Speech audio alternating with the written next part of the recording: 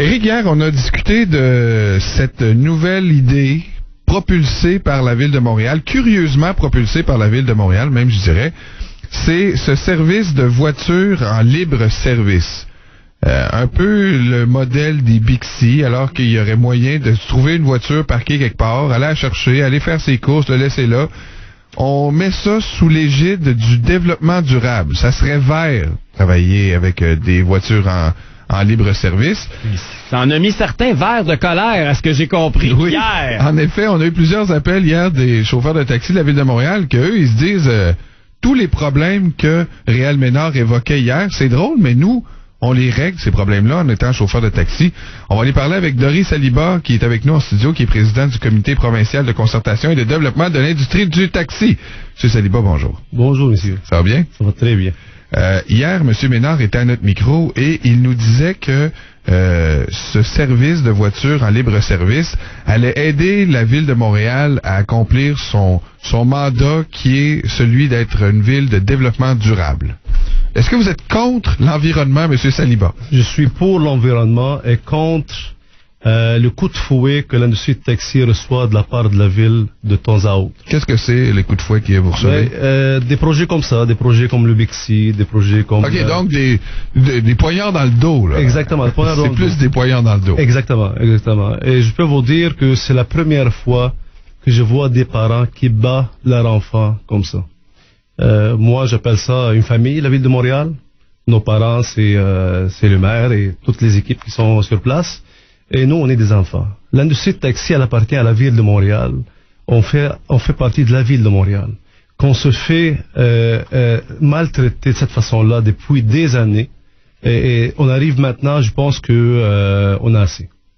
Parce que ce que j'ai bien compris de Réal Ménard, qui est le porte-parole et qui est le responsable du dossier de transport à la Ville, ce qu'il nous dit, M. Ménard, et on l'a eu en entrevue hier, il avoue qu'effectivement, vous allez perdre des parts de marché si ce service-là est mis en application. Il l'avoue lui-même d'entrée de jeu. C'est ça qui est drôle. La Ville, elle sait qu'il y a un projet qui va nuire à son industrie à elle, et elle continue avec le projet. Donc, il dit aussi, qu'est-ce que j'ai entendu et qu'est-ce que j'ai lu dans le journal, qu'il va récompenser l'industrie. J'aimerais savoir de quelle façon il va récompenser l'industrie. Je peux vous dire que 350 véhicules qui vont être mis sur place partout en ville, c'est équivaut à 800 véhicules taxis réguliers. Et donc, je m'explique. Ça remplacerait l'équivalent de 800 taxis. Exactement. Pourquoi? Parce que chaque véhicule, elle sera disponible 7 jours, 24 heures. Pourtant, le véhicule taxi, ça dépend, elle est disponible entre 12 et 14 heures par jour. Et les fins de semaine, on sait très bien que c'est pas tout le monde qui travaille, c'est très rare les chauffeurs qui travaillent. Donc, ces véhicules-là, c'est comme 800 véhicules taxis qui défilent la Ville de Montréal. Et de quelle écologie qu'on parle? Et on va émettre 350 véhicules de plus à la Ville de Montréal. Je vous donne un exemple. Si on prend Toronto, ils disent que ça existe ailleurs, ça existe à Toronto, à Vancouver. Toronto, on a 2,5 millions d'habitants. À Montréal, on est 1,6 million d'habitants. À Toronto, on a 5000 véhicules taxis. À Montréal, on est 4650 véhicules taxis, incluant les vannes adaptées accessibles. Donc, en termes de chiffres, on est presque autant de taxis qu'à Toronto. Avec une population moindre. À Toronto, le tarif de nuit, il n'est pas comme le tarif de jour. À Toronto, le permis de taxi, il vaut 475 000 à 500 000. À Montréal, on a un seul tarif qui est régi par la Commission de transport du Québec, à travers la province du Québec, que tu sois à la Ville de Québec, que tu sois à la Ville de Montréal, que tu sois à Bécomo, que tu sois à Rimouski, c'est un seul tarif jour et nuit. Hein? Et OK, attendez. Le tarif sur le taxi, c'est le même, peu importe où ce que OK, mais pas acheter votre permis. Non, c'est pas le permis de taxi à la Ville de Montréal, il est présentement entre 180 et 200 000. On était, depuis 4-5 ans, à 220, 230 000. Donc, on a eu une baisse. Et à Toronto, c'est pas loin, là. À Toronto, c'est 500 000. À Vancouver, c'est 500 000. Donc, je vois très bien que le projet, il existe là-bas pour exister là-bas. Ou est-ce que le permis, il peut pas supporter la demande. Pourtant, ici, on regarde par la fenêtre d'ici, là, on regarde nos chauffeurs Ils qui attendent. attendent des heures et des heures pour avoir des clients. Donc, c'est où l'équitance et c'est où la transparence pour notre industrie? Donc, il y a un problème à Montréal à ce niveau-là. Et là, ça risque d'avoir un effet encore plus dommageable. Hier, on a parlé justement des chauffeurs qui nous disaient que même le Bixi a nuit à votre business parce que on a maintenant des gens qui, au lieu de prendre un taxi, sautent dans le Bixi puis s'en vont chez eux quand ils reviennent de travailler. C'est exact. Je peux vous dire, depuis hier, mon cellulaire n'a pas arrêté de rougir. Tous les chauffeurs qui m'appellent pour voir, ils sont révoltés. Mais ils nous ont téléphoné hier aussi.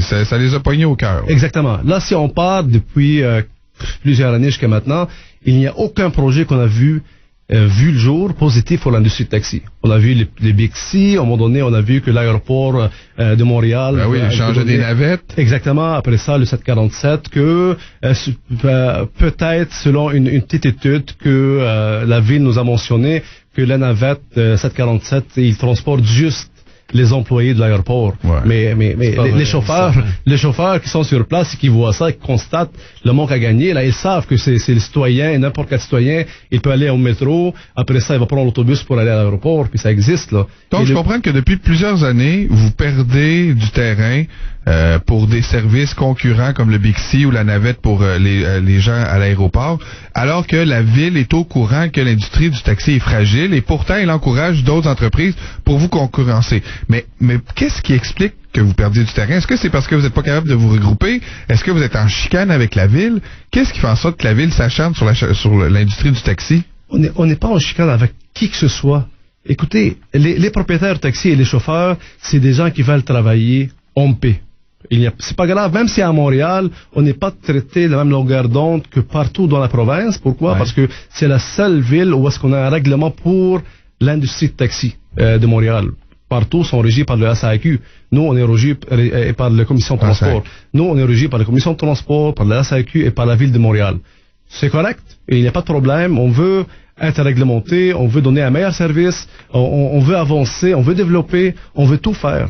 Mais il faut qu'on s'assoie avec la ville, qu'il accepte de s'asseoir avec nous pour qu'on puisse améliorer notre industrie, ou bien le sort de notre industrie. Il va y avoir une table paramunicipale qui va commencer à partir du mois de juin. Sur cette table-là, il y a juste 4 représentants de l'industrie de taxi, il y a 3 élus, et il va y avoir 4 personnes usagées. Dans la Mais les usagers, c'est consultation, n'importe qui, là. Ils vont mettre n'importe qui. Autrement dit, c'est un comité qui va être pacté, puis vous allez être minoritaire. On est 4. On ne veut pas être majoritaire. C'est une table pour l'industrie de taxi, mais on voit 3 élus qui siègent. C'est la seule table paramunicipale qui existe à Montréal qui va avoir 3 élus. Est-ce qu'on est important tant que ça pour avoir 3 élus avec nous C'est important que ça, ils vous auraient consulté avant d'annoncer qu'ils vont aller consulter sur les vélos en libre service. Ils vous auraient demandé votre avis avant de lancer tout ce qu'ils ont fait hier. Mais gars, ils ont lancé ça. Je ne sais pas si... Mais je peux vous dire que les chauffeurs de taxi, ils se permettent pas dorénavant d'être la guenille pour toutes les erreurs que les gens de la ville ont faites depuis des années. Trop longtemps que vous l'êtes. Comment ça se fait que vous n'avez pas votre voix au chapitre politiquement? Je veux dire, ils vous respectent pas de toute évidence à la ville de Montréal. Là. Merci de nous dire ça parce que c'est tout évident que si vous dites que c'est vrai et on le sent. On le sent. Toutes les erreurs et tous les scandales qui se passent à la ville de Montréal maintenant, on est en train de se faire passer la guenille sur notre dos maintenant là. Parce que il faut sortir un projet positif. Et pour eux, c'est un projet positif, donc ça passe sur le dos de l'environnement. C'est le développement durable. C'est bon, tout le monde veut être pour ça. Ça passe sur le dos de l'industrie de taxi. Vous, là, je le disais hier, puis je vous le répète, vous avez tout ce qu'ils détestent. D'abord, vous faites des profits, vous êtes une entreprise privée. Ensuite, vous conduisez des voitures sales qui fonctionnent au pétrole. Ça, c'est des choses que eux détestent. Eux, ils voudraient que tout soit des transports en commun, que ça soit l'État qui gouverne, puis que ça soit environnementalement propre. C'est ça leur philosophie. Ils veulent se faire du capital politique à la veille des élections. Exactement. Sur votre dos. Mais je peux vous dire, on fait pas de profit, c'est le contraire. Je peux vous dire, tout ce qu'on fait présentement, et les propriétaires spécifiquement, c'est des investissements qu'ils font. Ouais. Et ils cherchent à avoir un fonds de pension pour la famille. Ils achètent un permis de taxi, ils investissent pour payer le permis de taxi, et ils ont des paiements grandioses par semaine, hebdomadaires, pour qu'ils payent le permis. Ils travaillent en contrepartie 14 à 16 heures par jour. Et on arrive maintenant à couper le pain de ces gens-là, et on va leur dire, écoutez, vous pouvez faire faillite, c'est pas grave, là. Vous payez votre hypothèque ou pas, on s'en fout, mais le projet il va passer. Donc, ça existe plus comme ça. Je peux vous dire que l'industrie taxi, actuellement, elle est mobilisée, puis il faut faire de quoi, là? Là, M. Ménard, Réal Ménard, qui est le responsable, encore une fois, je le répète, du dossier du transport à la Ville de Montréal, au sein du comité exécutif, nous a dit hier qu'il allait, dans les prochains jours, annoncer comment il va consulter la population. Est-ce que les chauffeurs de taxi vont se faire entendre? Allez-vous faire une mobilisation? Allez-vous faire quelque chose pour que la Ville vous écoute et sache que vous existez? Absolument. Absolument. Mais on va être là, on va faire un suivi là-dessus, on va révoquer nos intérêts, c'est sûr et certain. Et je peux vous dire, l'erreur que la Ville, elle fait avec l'industrie de taxi, c'est qu'elle ne connaisse pas son industrie. La Ville de Montréal, là, et les gens qui restent à la Ville, qui travaillent pour la Ville, ils connaissent pas leur industrie. Ils ont jamais été voir réellement qu'est-ce qui se passe à l'industrie. Donc, ils sortent des projets sans nous consulter, sans voir que ça les intéresse peut-être pas, parce qu'on voit l'acharnement qu'ils ont contre l'automobile. Puis là, c'est au sens large, pas juste les taxis, mais on sait qu'ils ont beaucoup réduit l'espace de stationnement. On voit ce qui se passe sur le plateau, par exemple, ici avec Luc Ferrandez. Ils ont changé le sens des rues pour essayer de faire plus de congestion sur certaines artères. Ils ont mis des pistes cyclables pour enlever des espaces de stationnement. Ils font toutes sortes de choses pour nuire à l'automobile. Hein. D'ailleurs, un des chefs de l'opposition à l'Hôtel de Ville, Richard Bergeron, a même déclaré la guerre à l'auto. Donc, c'est des gens qui ont une vision idéologique et vous êtes dans leur mire, vous êtes leurs ennemis, leurs adversaires d'une certaine façon. On n'a pas de problème. Qu'est-ce que je peux vous dire? Moi, j'ai une solution pour la Ville. C'est quoi? On est d'accord avec ce projet-là, à une condition. Ils font un plan de rachat de 800 permis de taxi. Vous êtes prêts à le vendre, vos permis? On est prêt à vendre 800 permis de taxi. Ils sortent ça de la Ville, puis je pense qu'ils vont passer le projet. Oui, mais 800 permis de taxi, c'est des millions et des millions. La Ville ne voudra pas mettre un sou là-dedans. Mais ils parlent de récompense. C'est ça que ça va être récompense. Et c'est même pas une récompense parce que les gens, ils veulent travailler. Les gens, ils ont investi pour travailler. Et les gens, c'est nos travailleurs, les chauffeurs de taxi. C'est des travailleurs qui travaillent très dur. Ils supportent la sécurité routière et supportent toutes sortes de dangers pour servir la clientèle. Mais là, vous me parlez d'un plan, ça coûterait 150 millions racheter 800 permis. C'est ça, 100 quelques millions, 120 à 150 millions. Mais c'est pas moi qui ai parlé de récompense. C'est la Ville qui a parlé de nous récompenser. Puis ça, c'est équivalent, c'est égal. On n'accepte pas moins que ça, là.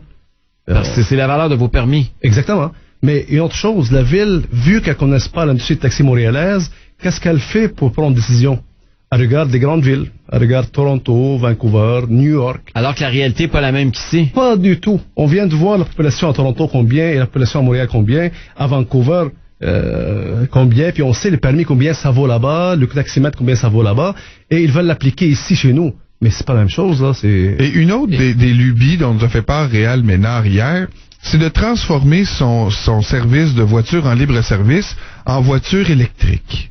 Et là, comme la voiture électrique, c'était la manne et que c'est bientôt ce qui allait faire en sorte que Montréal ait une ville de développement durable, un modèle sur la planète, est-ce que l'industrie du taxi a des visées à aller chercher des parts de marché avec l'auto électrique? Je peux vous dire, il faut pas qu'on se cache toujours derrière l'écologique, derrière les véhicules électriques. C'est très rare qu'on voit présentement là, à la Ville de Montréal des véhicules électriques. En moyenne, une voiture se recharge par mois sur une borne. Exactement. Qu'ils n'arrêtent pas de nous vendre vraiment des idées que nous aussi, l'industrie de taxi, elle rêve d'avoir des véhicules électriques. Qui que vous dites qu'un propriétaire de taxi, au lieu d'aller dépenser 40-50 dollars par jour pour son chiffre, il n'aime pas mieux qu'aller dépenser 10 ou 15 dollars. Nous aussi, on est pour l'écologie. Si c'était bon, vous n'auriez tous des voitures électriques. Si c'était économiquement rentable, vous seriez tous là-dessus. Exactement. Mais je ne sais pas pourquoi ils pensent que l'industrie de taxi montréalaise, elle est arriérée. On a un pensée arriéré, puis on n'est pas capable d'avancer. Mais M. Saliba, c'est pas compliqué. C'est parce que ces gens-là, ils sont en campagne électorale, puis ça fait bien dans des affiches, puis dans des dépliants, de dire qu'on est pour l'environnement. Ils veulent présenter. C'est une campagne de marketing politique, là. C'est pas plus compliqué que ça. Et ils veulent la faire sur votre dos. Mais non, mais c'est ça la réalité. Vous êtes les victimes. Répondez à ça. Vous êtes les victimes d'une campagne de politique. Ils veulent se servir de vous pour faire les élections. Vous savez, je suis réjoui de vous entendre parler parce que c'est très rare qu'on voit des gens qui vraiment qui sont à nos côtés, qui sont aux côtés des services qu'on donne, puis des chauffeurs de taxi qui travaillent en danger. Et je suis très, je peux vous dire là, je suis très étonné même d'entendre des gens et des citoyens qui sont à nos côtés, c'est très rare. Il faut que les gens voient la réalité, il faut que les citoyens voient la réalité. J'ai vu l'article sur Internet hier, j'ai vu un commentaire en bas, un citoyen qui dit « Ah, mais vos voitures sont toujours sales, pourquoi vous avez rien à dire ?» Un autre qui dit non, ça va prendre un grand pas de leur marché. Donc, il y a des opinions à droite et à gauche, puis malheureusement, Même si on a 1000 commentaires positifs pour l'industrie de taxi, il y a un commentaire négatif, les gens vont retenir le commentaire négatif. Mais oui, mais c'est ça qui est aussi le problème, c'est que les gens qui vont être consultés, parce que ils disent qu'ils vont faire des consultations, oubliez pas qu'il y a un paquet d'organismes environnementalistes qui sont payés avec vos taxes et avec les miennes, puis ces gens-là, ils sont payés pour faire de la promotion d'idéologie verte, et ils vont être là, eux autres, autour de la table. Vos chauffeurs, là, ils travaillent 16 heures par jour. Ils n'ont pas le temps de s'en aller passer des journées puis des heures à aller expliquer au maire ou à son exécutif comment ça fonctionne, l'industrie du taxi. C'est ça aussi le problème. Vous êtes face à un lobby qui est financé par vos taxes contre vos intérêts. Je vous donne un petit exemple. Les chauffeurs actuellement, juste à la ville de Montréal, ils sont obligés à suivre un cours de formation pour avoir leur permis. Leur permis. Pour renouveler leur permis, pas pour l'avoir. Pour l'avoir, ça prend 5 semaines de formation. Pour renouveler à tous les 2 ans, ils sont obligés à passer un cours de formation. Le cours de formation, c'est environ 2 jours. Le cours de formation, c'est le chauffeur qui le paye. Et c'est lui qui perd 2 jours. Il perd 2 jours de taxi. Il fait pas de taxi. Donc les paiements, là, c'est pas grave, là. Il faut qu'il suive le cours. On n'est pas contre le cours, on est avec le cours, on est pour améliorer nos services. Mais c'est une autre chose. Mais c'est une autre affaire qui est sur votre dos. Exactement. Donc, qu'est-ce qui se passe? C'est des petites choses qui viennent gruger. Soit le Bixi, le 747, les formations, toutes sortes de choses. Hier, je me suis fait dire par des gens qui me disaient, oui, mais ces autos-là, c'est vrai qu'ils vont avoir des places de stationnement, parce que moi, c'est ça que je déplore, c'est qu'on leur donne un traitement de faveur. Ils vont pouvoir se stationner n'importe où, n'importe quand, n'importe comment, puis la ville va faire la promotion de ça avec notre argent. Mais ils disent, oui, mais les chauffeurs de taxi, quand il y a des stands à taxi sur le coin des rues, c'est des espaces de stationnement qui appartiendraient normalement aux automobilistes montréalais que vous payez pas. Mais savez-vous que depuis certaines années, on est en train d'éliminer des postes de taxi? Ah oui? De l'enlever complètement. C'est pas comme les pistes cyclables, ça, ils en ajoutent pas toutes les ans? Non. On est en train d'enlever des postes de taxi et on est en train de rajouter des postes de Bixi. Ah, vous êtes remplacé par le Bixi. Exactement. Même vous pouvez voir des postes de taxi coupés en 2, moitié Bixi, moitié taxi. Je sais pas, est-ce que les gens de la ville veulent faire le taxi en place, qu'ils viennent, je présume qu'ils vous ont pas consulté non plus dans ce cas-ci. Pas du tout, on n'est pas consulté du tout. OK, fait qu'ils vous enlèvent des espaces sans vous consulter. Du tout. Fait que vous avez rien à dire. Absolument rien. Donc vos stands pourraient disparaître puis ils décideraient de mettre des Bixi ou ces autos-là puis vous aurez rien à dire. Exactement, mais je peux vous dire que on a assez. Et maintenant, à l'heure actuelle que je vous parle, on a environ 2000 chauffeurs de taxi qui nous écoutent.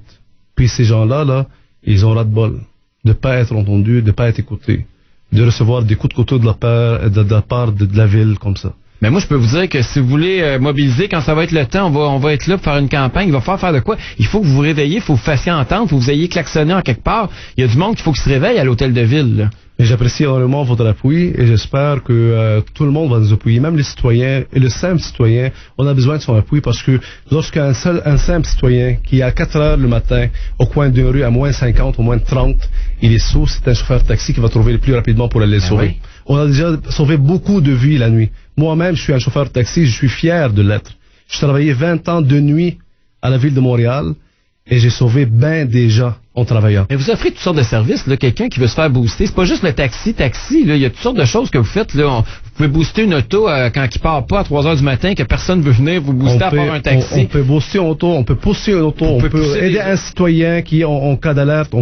On est là partout, là. On est là 7 jours, 24 heures, les chauffeurs de taxi qui sont là pour le service des citoyens et pour les aider. À plusieurs reprises, des citoyens qui sont mal pris avec des criminels ou bien des gens qui les attaquent, le chauffeur de taxi, il est là avant la police. Mais en tout cas, merci d'être avec nous. Je sais pas si ça va être d'autres sujets. Nous, on le prend souvent, le taxi. En plus, Eric est souvent dans le taxi. Moi, j'ai pris le taxi longtemps. Je peux jamais accuser les chauffeurs de taxi de pas être des travaillants, de pas être des entrepreneurs, de pas avoir à cœur leur famille, de travailler des longues heures par jour et de penser dans l'auto dans les moments de longueur, tu sais, des moments de solitude qui font ça pour la famille à la maison. Puis vous avez tout mon respect pour ça. Merci. Et si vous avez besoin de vous mobiliser, ben sachez qu'on va être aider. là, c'est sûr. Moi, je pense que dès qu'on va savoir quand est-ce que ça va se passer, si jamais vous avez une stratégie par rapport à ça, venez nous en jaser, puis on va pouvoir essayer de répandre la bonne nouvelle. Puis j'ai l'impression que vous n'êtes pas tout seul, vous allez avoir des alliés. Le monde, là, je parlais à des gars qui travaillent dans des garages de location de voitures. Ils sont furieux. Eux autres, ils vont perdre leur job, là. C'est de la concurrence à eux aussi, là. Vous n'êtes pas tout seul là-dedans. Il y a d'autres mondes, ça va avoir de l'impact sur bien d'autres mondes. Puis même, tu sais, Communauto qui sont un peu aussi des concurrents un peu, mais. Exactement. Mais Communauto, ils ont pas demandé l'assentiment de la ville, puis ils ont pas, tu sais, ils ont pas de coup de pouce avec l'argent des contribuables. À la limite, c'est legit, là, tu sais. C'est exact. Et je peux vous dire, il y a des chauffeurs de taxi à l'heure actuelle qui savent pas qu'est-ce qui se passe, ils sont pas au courant de qu'est-ce qui se passe. Donc il faut les informer, qu'ils savent et qu'ils regardent pour l'intérêt. De votre tribune maintenant, j'incite tous les chauffeurs de taxi à parler avec leurs collègues, à expliquer qu'est-ce qui se passe exactement, puis à se mobiliser. Et je veux toutes les saluer. C'est des collègues de travail que je connais un par un, les chauffeurs et propriétaires. Et il faut qu'on travaille ensemble. Mais c'est parce qu'on voit la ville de Montréal, puis là on est à la saison des nids de poules où on a l'impression que la ville est en train de s'écrouler. Vous voyez comme moi l'état des routes à Montréal, c'est pas ce qu'il y a de mieux. Il me semble qu'il y a d'autres problèmes que d'essayer de créer un nouveau problème comme les véhicules en libre-service. Il me semble qu'il y aurait d'autres choses que la Ville de Montréal pourrait faire pour aider les gens sur les routes que de créer ce maudit projet-là. Mais il faut qu'on finisse de la commission avant de commencer à faire des bonnes choses positives pour l'avenir de la Ville de Montréal. On l'espère. Ben merci infiniment, M. Saliba, d'avoir été avec nous. Puis dès que vous avez une stratégie, puis vous savez qu'est-ce que vous voulez faire pour mobiliser votre monde, ça va nous faire plaisir de répandre la bonne nouvelle. Donc, Doris Saliba, président comité provincial de concertation et de développement de l'industrie du taxi. Il va falloir que vous raccourcissiez votre terme, là. Merci beaucoup. Merci. On va le faire et j'incite tous mes collègues à synchroniser 91.1.